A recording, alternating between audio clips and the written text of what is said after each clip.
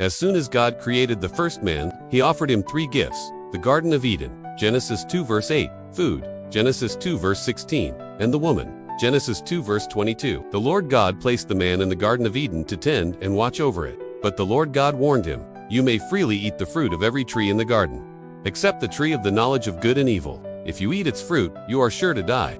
Genesis 2 verses 15 to 17. What is man's duty? Toward creation and toward God.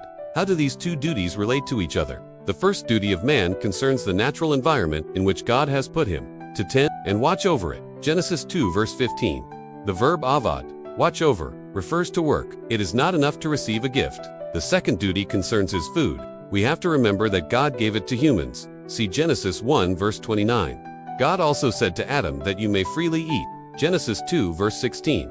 Humans didn't create the trees, nor the food on them. They were a gift of grace. But there is a commandment here, as well. They were to receive and enjoy God's generous gift of every tree. As a part of this grace, though, God adds a restriction. They should not eat from one particular tree. Enjoying without any restriction will lead to death. This principle was right in the Garden of Eden, and, in many ways, that same principle exists today. The third duty of man concerns the woman, God's third gift.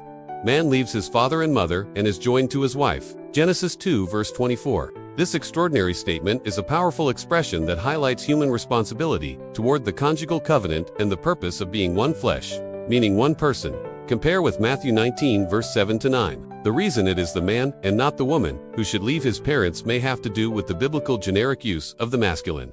Hence, perhaps, the commandment applies to the woman too. Either way, the bond of marriage, though a gift from God, entails human responsibility once the gift has been received.